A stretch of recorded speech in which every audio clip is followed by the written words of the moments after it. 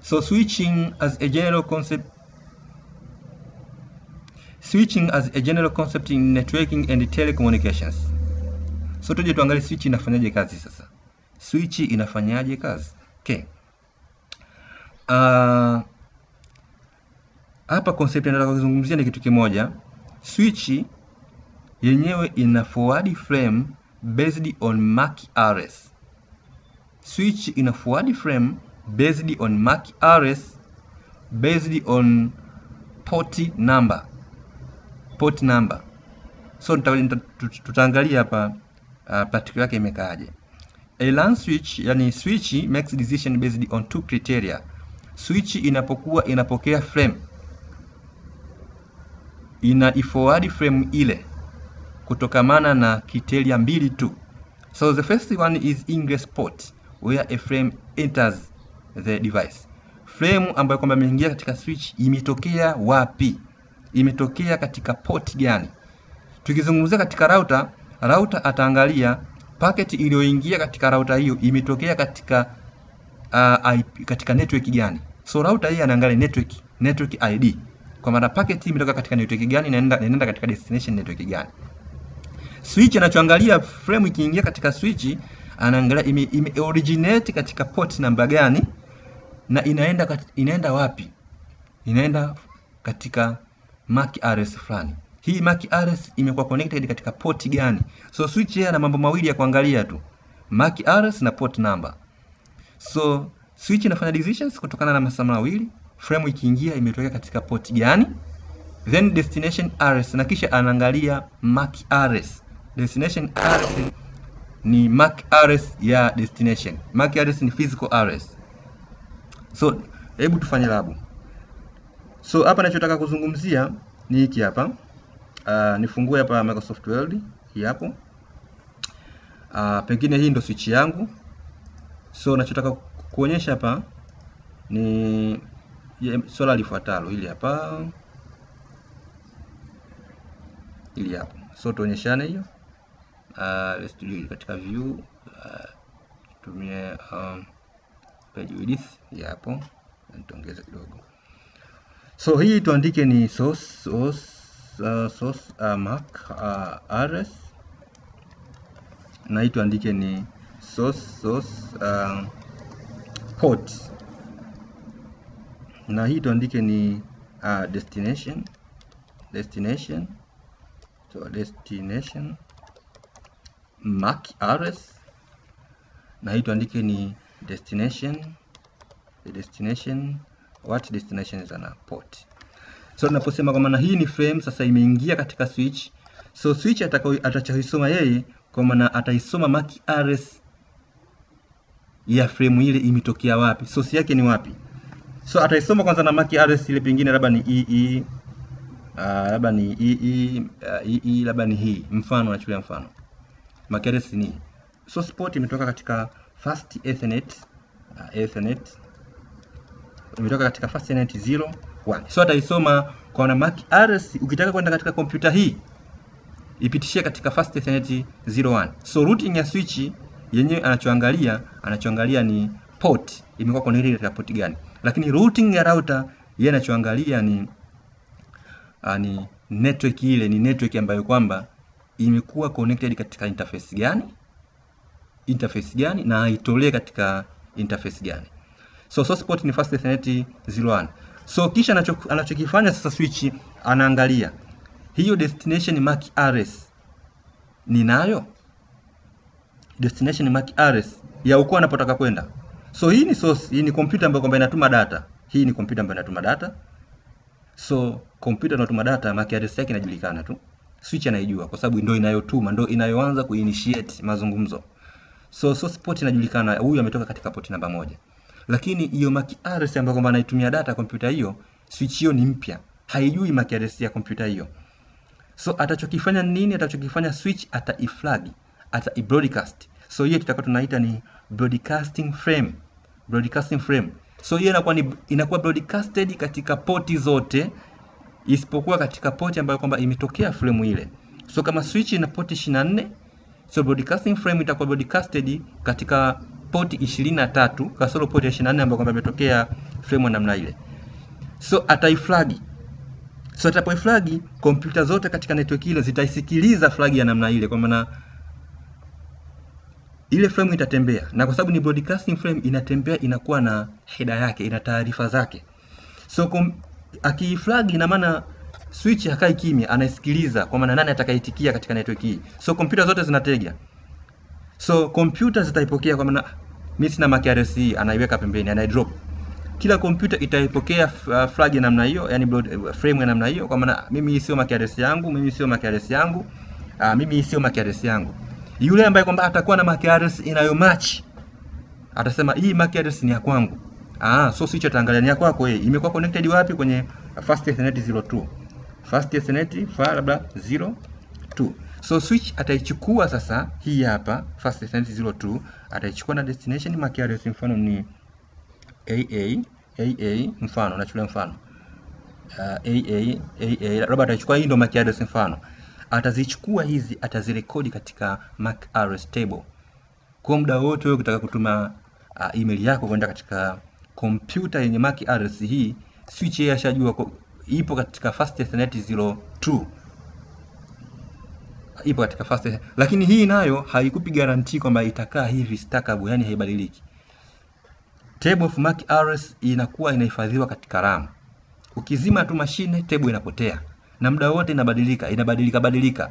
So unaweza ukasema ngoja nibadilishe. Kompyuta ambayo imekuwa connected katika first Ethernet 02 ukaitoa ukaweka katika port nyingine. Ukiitoa tu inatolewa katika yani inafutwa katika table of MAC address. Switch inaifuta. Ukishaitoa tu ile kompyuta, switch inaifuta. So hivyo ndio ambavyo kwamba switch ina so tufanye practical, tufungue packet tracer. Nafungua packet tracer hapo. Afu kisha tuione hiyo MAC address inasomeka vipi. Tufungue packet tracer. Okay. So kipindi packet tracer inafunguka,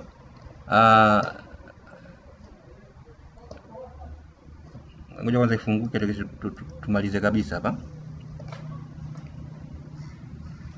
Okay.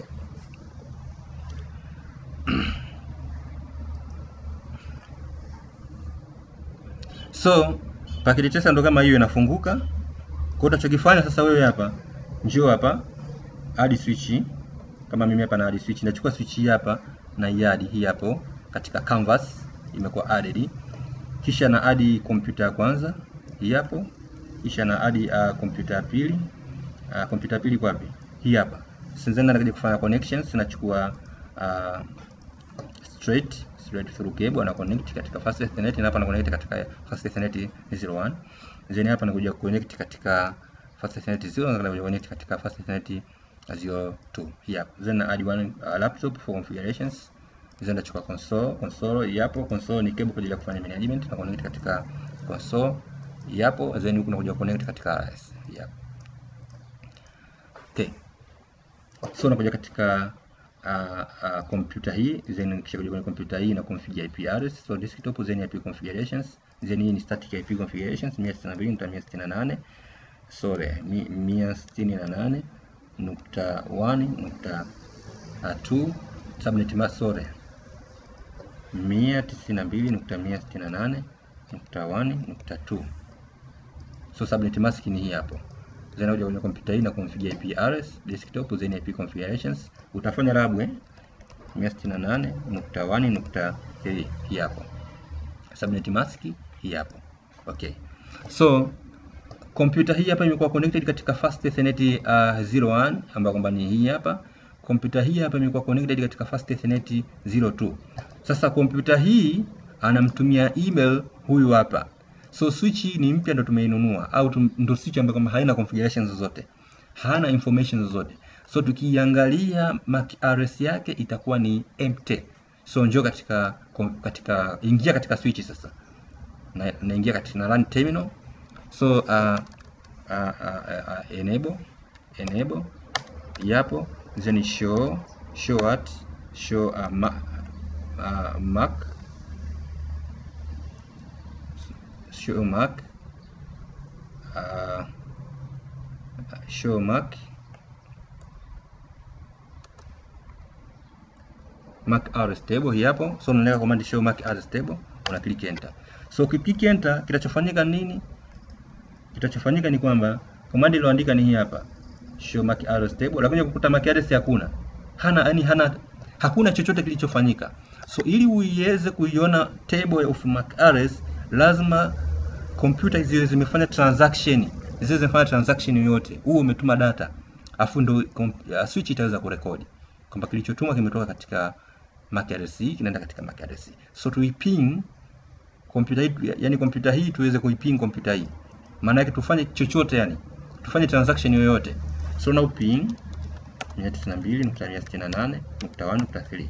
So ina reply. So ukija katika switch sasa, ukiangalia MAC address table yetu, narudia command ile ile hii hapo, show MAC address table hii hapo inaonekana. So nikiclick enter, utakuja kuona hii hapa, kwa maana kuna computer ilifanya transaction ilitoka katika MAC address. Hii ni source MAC address, umeona, kwa ameilen source MAC address imekuwa connected katika fast ethernet 01, na hii ni destination MAC address imekuwa connected katika fast ethernet 02. Kwa switch yeye ana masaa mawili tu anapo forward frame, anaangalia source MAC address, anaangalia destination MAC address, anaangalia na port number imekuwa connected katika port gani. Lakini information zote nne lazima ziwepo. Ila anapo forward frame, narudia tena concept hii, inapo forward frame switch inaangalia destination MAC address na port ipo katika port gani. Lakini kwa ujumla wake, ili zoezi hili lifanikiwe, vinahitajika vyote: source MAC address na destination MAC address, source port na destination port. Ila inapo forward ndio inaangalia viwili tu hivyo ambavyo nimekutajia hapo, MAC address ya destination na port number yake. So hii ndio table of MAC address, kwa maana inakuwa inaonekana namna hii. So process iliyofanyika mara ya kwanza, kipindi huyu anamping huyu hapa, switch yeye alikuwa hajui, yani kwa maana huyu anapomping huyu switch anachoangalia ni MAC address, kwamba yule ambaye kwamba anapingiwa ni yupi, unaimping ni nani. So switch ataangalia hiyo computer ambayo kwamba unaiping, mimi mbona sijui, mbona MAC address yake sina katika table yangu. Kwa switch atachokifanya, ataisoma kwanza hii, wewe unatoka wapi? Atasema mimi natoka katika port ya fast ethernet 01. MAC address yako ni ipi? Atamwambia MAC address yangu ni hii hapa. Unaping wapi? Naping kuja huku. Mbona huko mimi sipajui, MAC address yake sina mbona?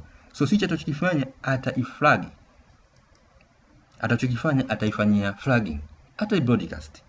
Ataibroadcast hiyo frame kwamba jamani, kompyuta zote ambazo zipo katika zimekuwa connected katika switch, labda kuna kompyuta kibao hapa. Kwa switch atachouliza kwamba na kompyuta zote ambazo zimekuwa connected katika, mfano hizi ndio zimekuwa connected, tuchukue mfano hizi zote zimekuwa connected, hizi zote. Kwa switch atachokifanya sasa, ataibroadcast kwamba jamani, mwenye MAC address hii nani? Switch ata broadcast mwenye MAC address hii nani. So hiyo inakuwa ni broadcasting frame, na broadcasting frame ina propagate within a broadcasting domain. So broadcasting domain yote itasikia hiyo frame. Itasikia hiyo frame.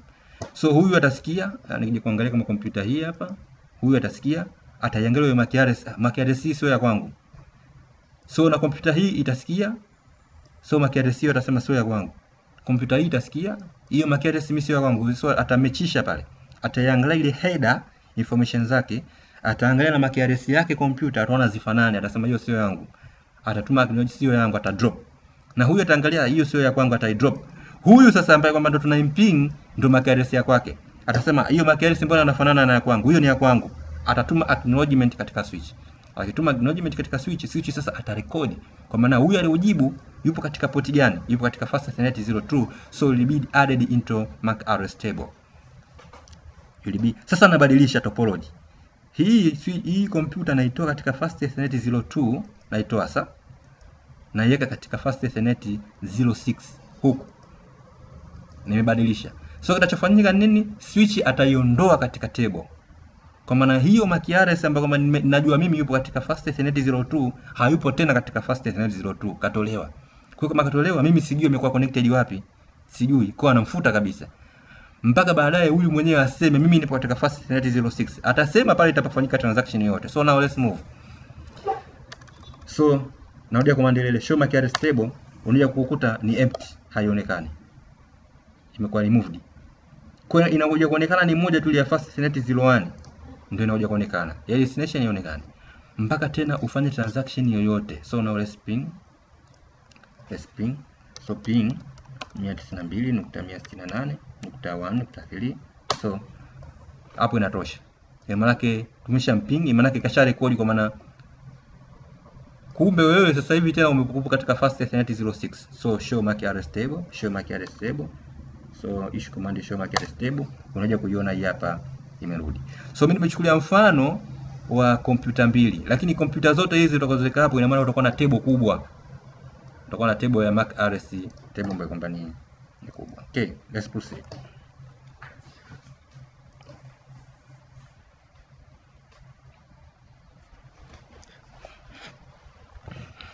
So the concept is LAN switches. LAN switch make decisions based on two criteria. Switch inafanya decision kutokana na criteria hizo tulizoziona. Ingress port where a frame enters. Frame ime originate kutoka port EP and the destination MAC address na destination address. A LAN switch maintains a table that it uses to determine how to forward traffic. Switch yenye ina maintain table yake kuhakikisha vipi itaweza kuforward traffic, na table hii jambo ambalo kwamba mtu anakuwa ulinase. Table ya MAC address inahifadhiwa katika RAM. Ukizima kompyuta inakuwa erased. Switch inafuta, inaanza upya. Ndio maana ile table ipo dynamic.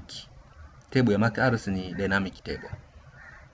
In the diagram, if a message enters switch port 1 with destination address EA, hiyo ndio mfano wa MAC address, then the switch forwards the traffic out port number 4. Mfano huu nilokupa ndio ule ambao nimeonyesha pale katika mifano yangu ile miwili. Mfano huu. Kwa hiyo anasoma imetoka katika port gani na inaelekea katika MAC address ambayo imekuwa connected katika port ipi.